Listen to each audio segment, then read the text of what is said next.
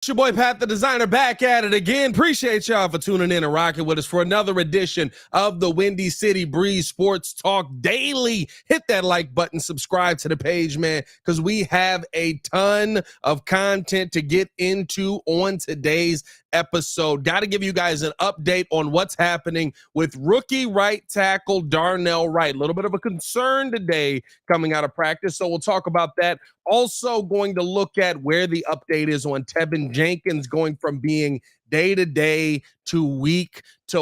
What does that realistically mean? We'll look at some history on the topic when it comes to that. And then listen, finishing things off, we got to switch gears to a little bit of NBA because I love the fact that Lonzo Ball is telling Muggs, if you're not coming to the source, you don't got the right answers. All that and more in today's episode of the Windy City Breeze Sports Talk Daily. Hit that like button, subscribe to the page. We do talk Chicago sports daily on this channel. It's the only channel, talk Chicago sports, how Chicago talk. So make sure that you get in tune with us, man. Appreciate y'all for showing love, man. Y'all have been showing so much support to the Daily Show, man. I mean, like we've done already over 60,000 downloads on the podcast alone. So it really feels good to be able to get in here and vibe with you guys again on a daily aspect of the show. Let's jump into the number one concern right now. And I think the number one thing that most Bears fans are looking at right now as a concern is the news on Darnell Wright. Darnell Wright, apparently something going on with the ankle, right? Something happening with his ankle. It was in 11 on 11s, ends up, whether it was rolled or he got stepped on somewhere in there, ends up dealing with an ankle issue. Talked with Courtney Cronin on the Chicago Bears podcast about it. She and asked her, right, and she was the one who saw it initially and reported on it initially. And she said that basically he went limping off. She thought it was cramps at first. Because it was kind of a hurry up portion of the drill. So he's limping off the sideline, gets to the sideline, lays on the ground, and the trainers immediately come over and wrap up the ankle, trying to keep that tension and that pressure there. And it just adds to a litany of issues that this Bears team has had, right? It just adds to, speaking again to a Chicago Bears team that is dealing with ankle injuries, ankle issues, back injuries, leg issues, all of these things, right, on the offensive line alone. And there's a lot of swapping in and out that's going to happen in this situation. I think that's the part that sucks. Shout out to everybody who's in here already. Dantavius in the building, Malik in the building, Demetric in the building, Steve-O in the chat. Steve-O was good, man. Said Deacon Pat. Yeah, I had to come a little classy today. Got a lot of running around to do here, but that's not going to stop us from putting out this fire content. But to me, right, like you're in a situation where you're probably heading towards going into the season with Teven Jenkins going to be on IR. If Teven Jenkins, you have to take him past the 53. He's going to, of course, make the final cuts, right? Gets into the season. You put Teven Jenkins on IR. He's probably going to have to miss a minimum of 4 games. He has to miss a minimum of 4 games. He's going to be on IR. We'll see kind of what this injury issue ends up being. But the second that you go through that process, right, now your question is, what is the long-term answer? Because you got to swap guys around. If you get a line in there that works, it's one of those things there. Are you going to adjust it? Are you going to move it around? Of course, Teven Jenkins, one of your best offensive linemen in that building, and the guy that probably most of us most want on the field, if anything, right? But it seems like the Bears are going with a couple of different options here to try and switch things around. The number one thing that we've been talking about and that I talked with Courtney about on the show is the fact that you've got Darnell Wright dealing with the injury. You've got Teven Jenkins and the Darnell Wright injury, right? It doesn't have to be serious. I think it's something where you probably won't see him play in Buffalo if there's any concern that it could be something that could swell up again. But for the most part, right, I think that this is just, something tweaked with the ankle. They just did a wrap. He didn't leave practice. He stayed on the sidelines. We'll kind of see what the rest of the week brings for him. I think they're going to safe play all of this, to me. Safe playing all of this, especially with the injury to Jenkins already and what that could be long term. But I think now, right, we've heard about Cody Whitehair being able to go out there and play the guard position. He was a guy who last season is your starting left guard. He's not going to be able to snap the football anyway. You feel better about the fact that you're still going to be able to utilize him on the field if there's any positives out of today's episode at all. you feel better that you're going to be able to still utilize Cody Whitehair. I'm getting all my offensive linemen mixed up here. You know what I mean? That you're going to be able to utilize Cody Whitehair out here still moving into this season, even with that hand clubbed up. They did have it wrapped up. You feel good about the fact that he's, still out there practicing with that thing on it as well, because if it was something that was a long-term issue, if it was something that they felt could affect him down even further, you're not going to see them having him out there practice right now, right? Like, I think that's one thing to take away. And the other thing for me is, right, you're still able, like I said, you're still able to utilize him over there. So now you're going to have him slide into your left guard position. Seems like Lucas Patrick is kind of, dealing with whatever. He was dealing with some soft tissue stuff, but he could be heading back in this weird, bizarro world way to being our starting center, what he was supposed to be when he joined the team, what he was supposed to be when he got on the team. So we could be heading back towards a situation where you got Lucas Patrick back as your starting center. Now you're going to have Cody Whitehair as your left guard with that club on his hand. The right side of the line is a huge question mark still. I mean, I don't know what Nate Davis is or isn't in there, and probably when the games come around, he's going to be able to play as the pettiest man alive. Joins the show, Mr. P Kid. What's good, my boy? Oh, can't hear a word you're saying. Hold on. Is that you or is that me? Hold on now. Say something. I think that's you.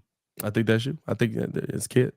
Kid coming in the show, not only late, but silent. I guess if you're going to come into someplace late, you don't want to be the loudest person in the room. I will say that. Can't hear a word he said. But no, I think realistically right now, when you look at what the offensive line is dealing with, when you look at the offensive line issues that the Bears have, especially on that right side, what's going on with Nate Davis, there isn't an answer. I like how Broski Bear said this, right? Pat's going to be playing right tackle soon. That's kind of how it feels. Just the amount of offensive line issues that this team has, it seems like there's going to be some troubles there. Just like what's going on there? You good? I heard something click on there. Yeah. Well, yeah, you do have to put on power to be a part of the show. Yes, that's not what happened, but it's not what happened. Kid, what's good with you, my boy? Hey, for the last 10 minutes, this is what I've been like. Why can't this read anything? Like, I've been trying to figure it out. And I'm like, normally I have an extra couple minutes for this part, but like, it just wants to be a pain in the butt. Now, boy, don't you look like you about to go to church? I like that suit. Hey, somebody's got to serve God. Might as well be me. You know what I'm saying? A whole nother look for you, Sweet my man. King Martin. My bad. But no, no. Look at that. You probably got a red Bible somewhere in your background, don't you? Hey, burgundy.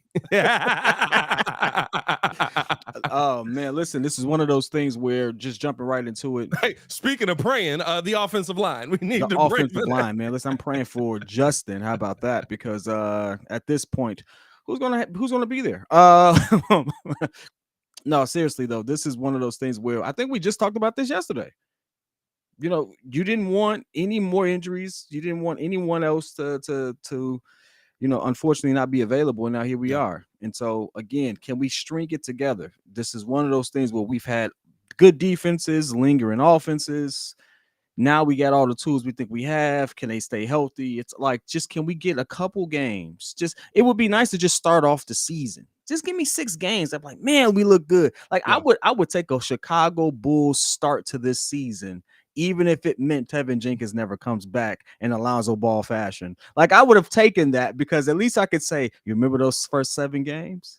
Like I would have liked that. I'm just joking at this point. Here's the concerning part for me, right? Is now you're moving guys around. When guys come back, where are they going to be placed, right? Like I said, Cody Whitehair is probably going to go to guard with the hand wrap. Lucas Patrick is sliding in at center.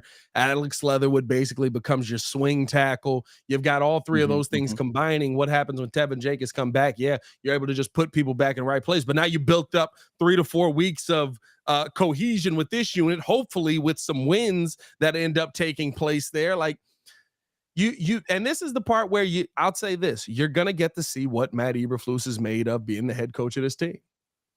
You're gonna get to see what Matt Eberflus can do as the head coach of this team, because there's going to be a lot of in and out of this lineup. There's going to be a lot of changes, a lot of ups and downs that are going to happen with this lineup, and you still have to, at the end of the day, you still have to protect Justin Fields. And that's something else we want to get into. By the way, hit that like button. Subscribe to the page, man. Over 50% of y'all not subscribed watching the channel. That's crazy. 50%. I mean, 50% of y'all just like enjoy looking at us. Like that's like, think about it like that. But I mean, at the end of the day, that's a weird way to frame hey, that. I'm trying to make it weird so that they hit the subscribe button. And now it's like, not only do I enjoy just looking at you, but now I'm subscribed to just looking at you. Yeah. Okay. All right. That's a weird way to put that too. Moving on to the next topic. Jesus. I mean, realistically, right? Here's the real question with all of this, with all the offensive line concerns. Like I said, I don't know how long Darnell Wright is going to be. The fact that we've got Teven Jenkins now week to week from Coach Eberflus. Remember, last year, Lucas Patrick was day to day, and then he had hand surgery and was missing the season. Remember this, y'all. So the fact that Teven Jenkins is week to week, you try to say it's even worse. Bro, we got to be like planning day-to-day, his funeral, week. bro. We got to be getting ready to plan my man's funeral. Because there's no way that he's in a good space if already we're saying Teven Jenkins is week to week. You know you're going to see these people eventually, right? What listen, is he gonna be he's gonna plan this man's funeral? Like, I should clip that up and be like, hey, remember you said this about you? Is he gonna be mad at me that he's not in there? Like, don't be upset at the guy that's just talking about you not being in there. Like, it's not. Listen, I want to see Teven out there. He's the best we got. Like, legitimately, unless Darnell Wright turns into an absolute dog on that right side, he's the best offensive lineman we got. But Coach Flus has been so tight knit on not letting anything out. Not telling you anything about. We have 37 people on the injury report last week, and everybody's day to day. You the one guy week to week, like, you know what I mean? So it's like the fact that we now know Teven is week to week. That tells you that there's a massive shift coming with this line. With that shift coming with this line, I said shift. You have to ask yourself: do you want to see the Chicago Bears playing Justin Fields in this game versus the Buffalo Bills? Yes, you have to protect him from injury, but you have an entirely new offensive line basically standing in front of him, and they have no cohesion together. Do you want to go into Green Bay with no work with that team? I think that's why he has to play. Excuse me. I think that's ultimately what it is. And this is why not playing him early on. I always find it weird how coaches do preseason, because it's like, at what point do you really start to get those real game reps? I know they play and you have camp and stuff like that. But again, that's just your team. That's offense versus defense. You're really not playing a different team, right? I know the practices are a little different, but like real game reps is different. Yeah. And so now we're rolling into a situation, like you said, offensive line is going to be a little different. Everyone is saying we have to win week one. Week one, if we lose week one, there's a huge black eye pretty much rolling into the rest of the season to start off losing week one against the Green Bay Packers. Right now, I felt y'all have heard my opinions on that. I don't think it carries as much weight just yet, but now, like, you got to look at it. If the narrative that most of the city is going by at this point is true, when do you get these guys some in sync? Is it going to happen all in practice? Is that your only opportunity? Because then it's like, hey, not really, because Green Bay is playing their guys.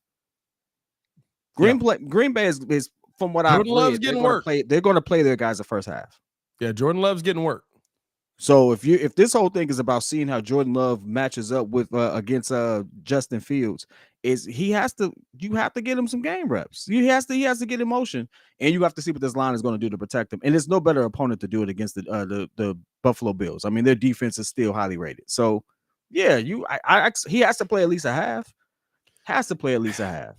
But it's right. You still have to ask yourself, like, I don't want to go in, right? Like, I don't want to go into week one and say, listen, Doug Kramer's our starting center, and we got Lucas Patrick at left guard, just hoping for the best. You still got your bookend on one side and Braxton Jones, but on the right side, right? Like, is Darnell Wright going to be good to go? I don't think that his injury is super serious right now, but is he going to be good to go? Is he going to be ready to go out there and make plays week one? I just. You also have to take into account, right? Like, if Justin Fields gets hurt in a meaningless game, you're almost guaranteeing somebody's getting fired. Like that's realistically what also is going to come with it. If you play Justin Fields for a half and he gets rolled up on and he misses the season because of something crazy in a preseason game versus Buffalo where they're playing their 2s and 3s. The phrase is damned if you do, damned if you don't. It really is. And so at that point, I hope that's appropriate. I think but that's so. the phrase. Like anyway, but at this point, it's like you have to really look at it. I take you back. I take you back to another, so it's not so personal. Y'all remember when the Cincinnati Bengals paid all them offensive linemen and they didn't play none of the preseason, and then we saw for the first couple games, like, hey man, Joey B still getting hit.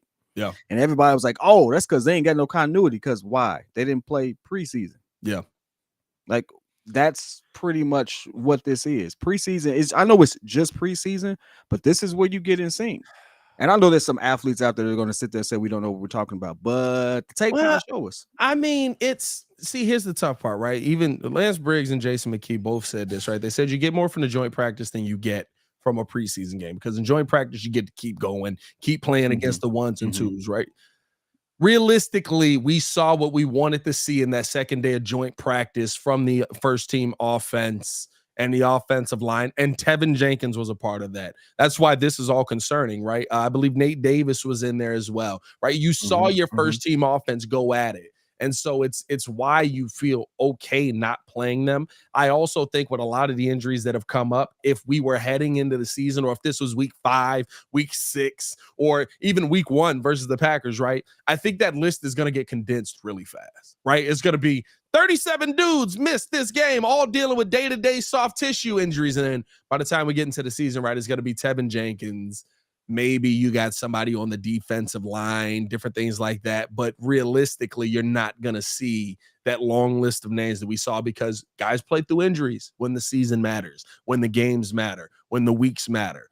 And so for me, my biggest concern right now, and hit that like button if you agree, is if I put Justin Fields out there versus the Buffalo Bills to see what this new offensive line looks like.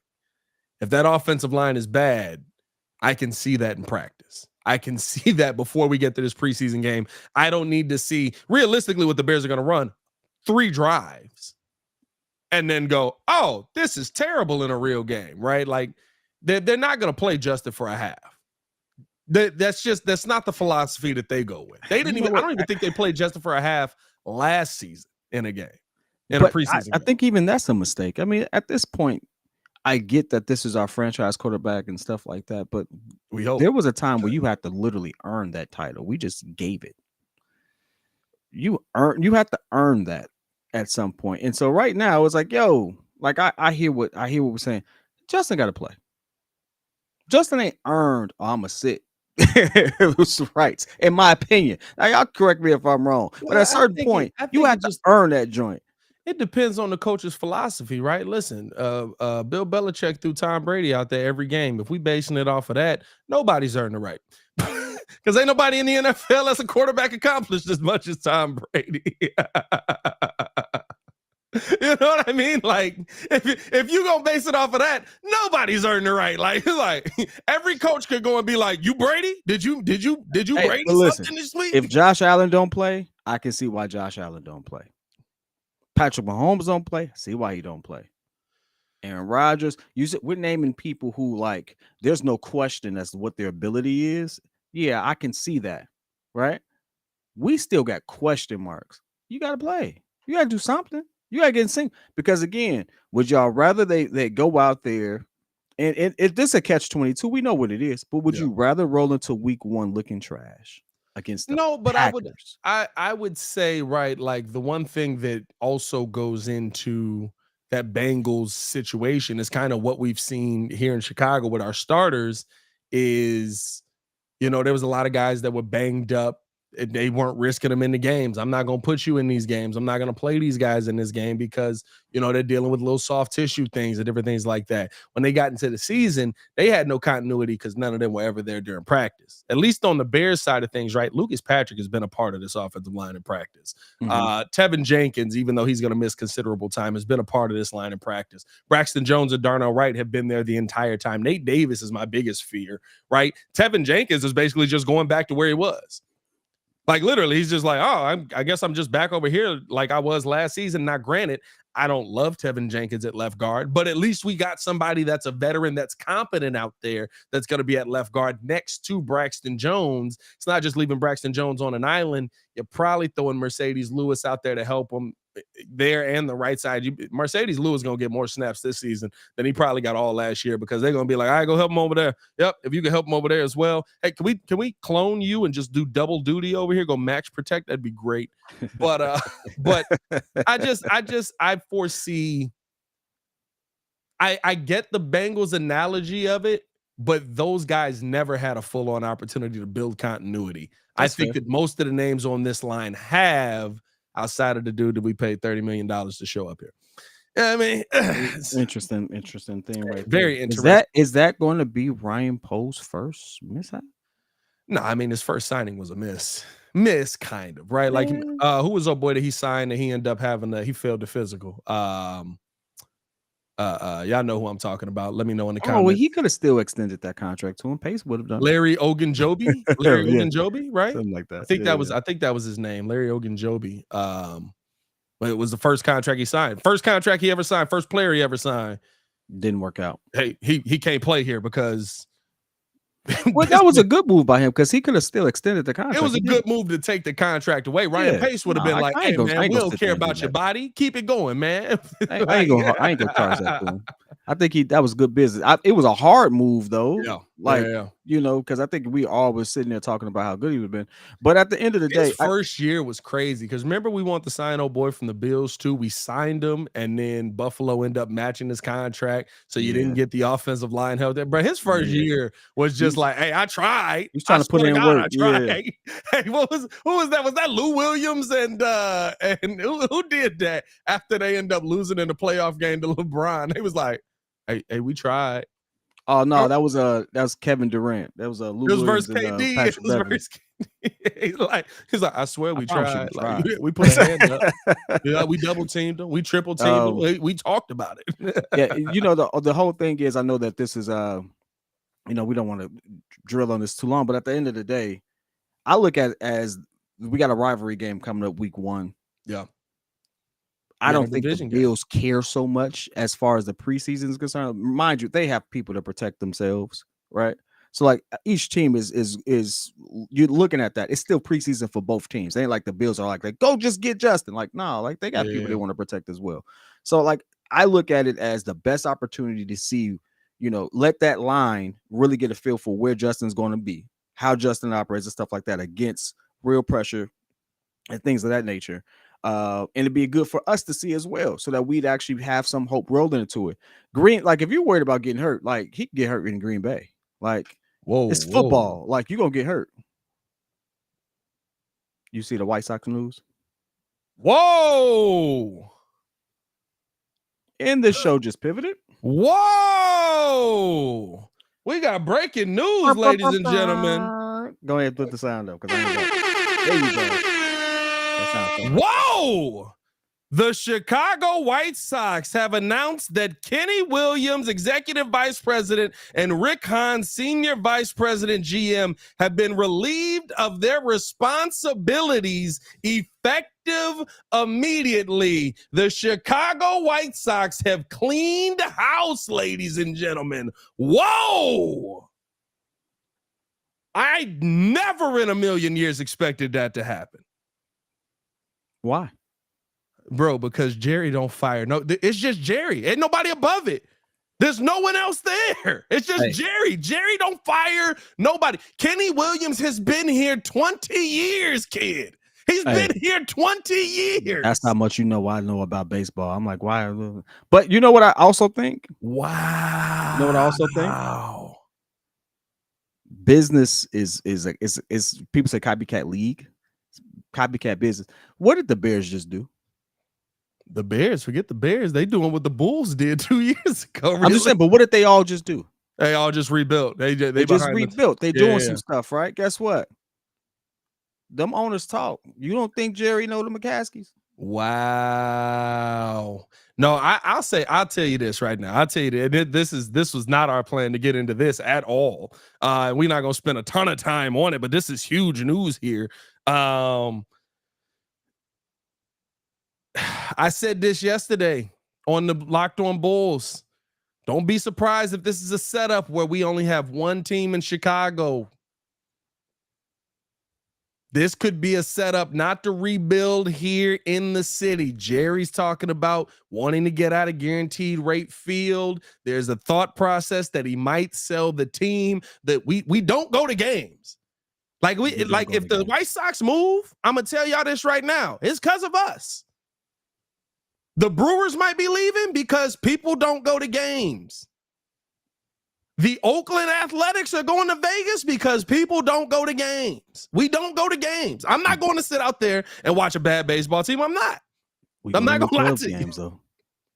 You said what? We go to them Cubs games, though. Oh, y'all be lit at them Cubs games. Cubs be down 15-6. Still one of the best experiences of my life. Okay, nobody's there. I had a blast at a Cubs game. I didn't even know what the score was. I don't even care who we played. It was that lit. And I'm telling you right now. It's wow. I'm telling y'all this right now. I hope that it's not the case. I hope that they're looking to try and rebuild this thing. I hope that they're looking to put a new front office in that's going to focus on actually winning. I hope that you said what? Do they own Guarantee Rate Field? They own Guarantee Rate Field. He owns it? He owns it. He won a new stadium.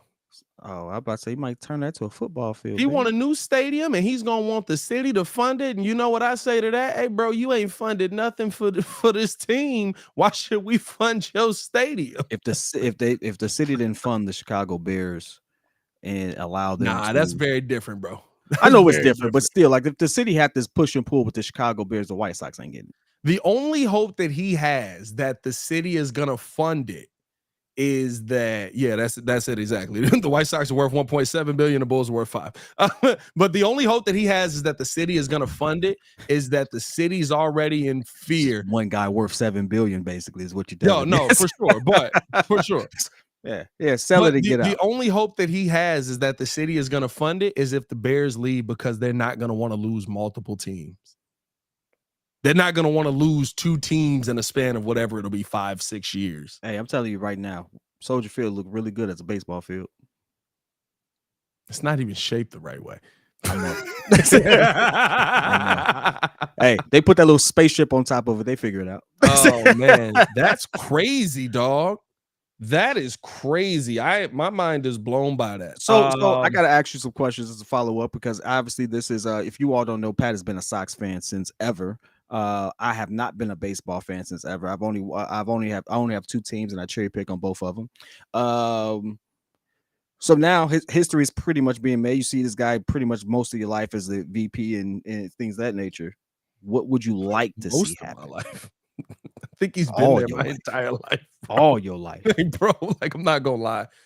What would you like to see happen for the White Sox? Because again, we don't go to the games. The White Sox had a heck of a team that just kind of fell apart. They're losing all their star players at this particular point, or the thought is that they're going to eventually lose them. Right? That's been percolating a lot. So now, what would you like to see in that regard? Again, this is just breaking news right now. Talking about the White Sox firing their VP and GM, just cleaning house right there. What would you like to see? And ultimately, is this a salvageable situation? Or just ultimately, like Jerry's like, all right, I'm out of it. I would like to see the Chicago White Sox have a real commitment to trying to win. You want to know what I can't fault the Bulls for? The Bulls made the best of a situation when AK and Mark Eversley showed up. Wasn't nobody major going to come here because of the situation that we had come from. So guess what? You go out and you sign DeMar DeRozan. You go out and you sign Lonzo Ball. You go out and you sign trade for Nikola Vucevic. You have Zach LaVine. You try to get the point guard depth, all of that in there. You want to know what they did at a minimum? They spent money. You re-signed Zach LaVine. You made a commitment to, hey, we're going to try and be competitive no matter what. We're not just trying to coast by. We're going to try and win, and we're going to draft. Now, listen, the draft picks we can all have some fault with, right? Tyrese Halliburton would look real good right now over Patrick Williams. But you want to know what irritates me the most about this Chicago White Sox team? We just signed a player to the highest contract we've ever signed somebody to in a White Sox jersey. And it was not. It still ain't $100 million. Yeah. This is baseball. They fart $100 million. They fart $200 million. This is my question to you. This is what just crossed my mind. Do you think that now, like, let's say he is selling the White Sox, which I think he should. Let's say he does. Do you think that now he'll be a little more liberal, if that's the right word to use, with his money when it comes to the Bulls? Because luxury tax and him don't go together. Well, I think we got clarity on the whole luxury tax conversation when, listen, and it speaks to it, right? We got clarity on the luxury tax conversation when AK lost his mind and have no fear stat guys here. Shout out Jordan in the chat. You want to know what's crazy? I never knew that was him until yesterday. I'm not gonna lie to you. Really? I shouted that man out several times. I always just knew Nacho Libre in the picture, but no. I think that this speaks to this team possibly being able to get into the right direction as far as how they spend their money, where they spend their money, how they go about it. The White Sox operate like they've been in the 1950s, right? They operate the same as they did in 1917. They operate the same as they did in 1990. We've seen every White Sox championship. I'm sorry, we've seen every White Sox playoff win in the last 100 years. We've seen every single White Sox playoff series win in the last 100 years. We saw it all in one season. I was 11. You know, the funny thing is, Chicago deserves better. And if this is a step in that particular direction, then good for Chicago.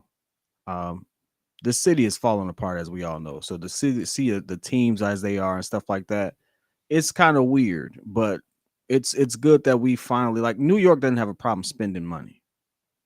Now I know it's the Yankees, and I get that, but like when you talk about major metropolitan areas with big teams, storied franchises, Chicago has 3 of the most storied franchises.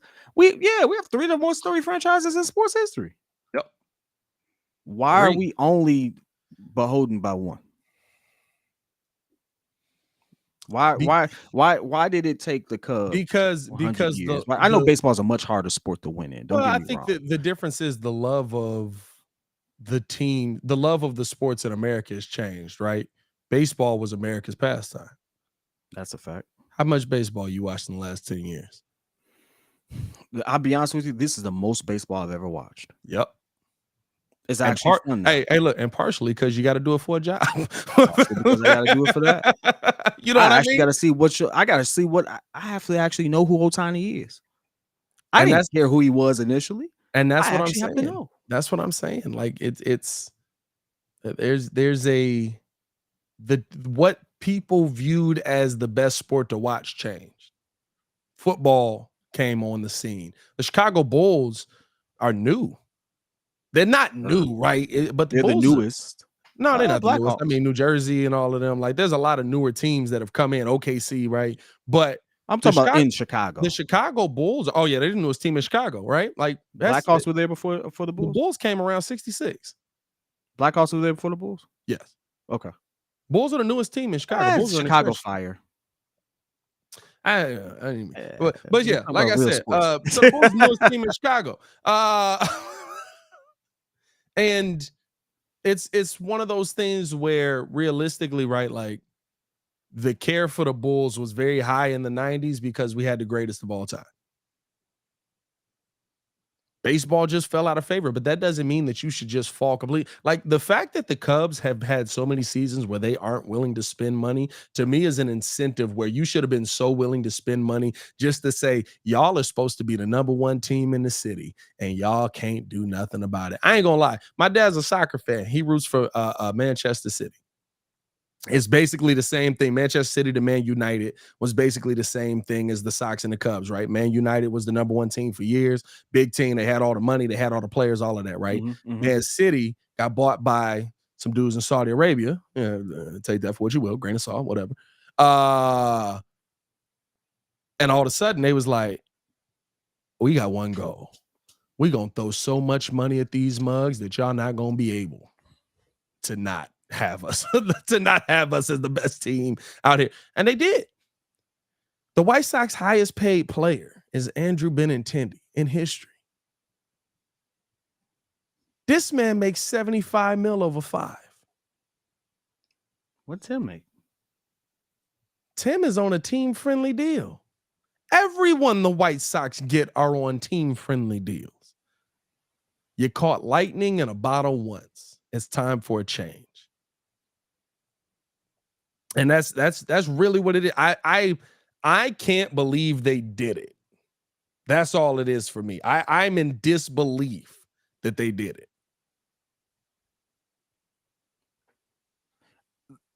Think about that. $75 million, my boy. It's dudes out here talking about $500 million contracts.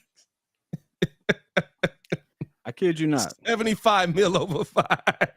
I kid you not. What's going to end up happening with the game of baseball? They're going to allow outside investors. Those people are going to start buying teams, and then the game of sports is going to totally change. I think that's already happened. I want to say the owner of the Jaguars, who's also, Sonny, little money where you be like, hey man, where'd that money come from? Stop asking questions. I bet. I think he owns the Jaguars. I want to say he owns the Marlins too. He definitely owns a soccer team. You know what I mean? Like, so there's so much that like there's so much change that could happen. I don't know if Jerry's gonna sell the team. I don't know where this all ends up, but it's good to hear, man. It's good to hear. I didn't expect to end the show that way. I expected to end the show laughing literally at Lonzo Ball response to Lonzo Stephen Ball A. responding to Stephen A. and also adding some insight. Yeah, his son does own AEW too, by the way. That's also, that big money. Right? Hey, I expected to end the show laughing at Lonzo Ball, but I mean, listen, that's huge news. I gotta Hey, listen, that's gonna be a nice video when you get back. I'll hop on that video just to get educated because I don't know. At this point, we're gonna end the show on that one. Hey, just real quick, just run it down. What did you feel about Lonzo Ball and his response? I mean, I appreciate the fact that he showed us he could walk, but one of two things, right? Well, he's responding to literally he can't get up out of the chair without pain. I don't know if that hurt or not. I could put on a face through some pain if I'm trying to prove somebody wrong, right? I don't know if that hurt or not. The other thing that I will say is the beef that was created between ESPN and LeVar Ball cut the line of communication between a lot of those guys. So I can see why Stephen A. Smith is going through sources. But I also like, guess what? Some sources got cut today. You're not going to make me look stupid after I went on national TV and said this. Some sources got cut today. Hey, Stephen A. also looked bad against with the Diggs thing a couple of days ago, the other day too. So is Stephen A. losing his grip a little bit? I mean, it's back to back for Stephen A. That ain't never happened. I don't know. I mean, you bound to happen. Listen. Let's not act like he hasn't had 2 takes in a show that we've been like, interesting. But listen, this is a lot of times, right? He's going based on what he's hearing. I also shoot him a little bit of grace on the fact that what he heard wasn't long or wasn't the right information based on what Lonzo Ball showed us. And not to be a Debbie Downer, a lot of shaking that knee. I will also say for him to be that mobile, but still be out for a whole season. That made me feel good. I'm not gonna lie. I saw him do that because for me, it's about him just being able to be a person now. Yeah. Like Lonzo Ball that family already had money. Now he may not have years in the NBA playing money anymore. If you think of it from that aspect, but like it was already well off. We're talking about somebody who may not even be able to walk after that. Yeah. No, that's does that work? What dollar amount do you put on that? You can't put a dollar amount on that. Yeah, so. That's a whole different thing for me. So I'm glad that I'm glad to see that he can do that because that means that he should be able to run upstairs. That means he should be able to, do basic things. Enjoy time with his kids. He does have a kid, right? Man. Yeah, I think he's got family if he has them or if he plans on having them, whatever the situation is. But hey, you all, we appreciate you all tuning in. It was going to be a quick show. As you see, my man Pat is suited and booted. You got to get up out of here. And but tune in tomorrow. We will have a regular show, 6 o'clock, 6 to 7. Well, 6:30 for me. And we'll go from there though. But man, till next time. Y'all stay safe out there, Chicago.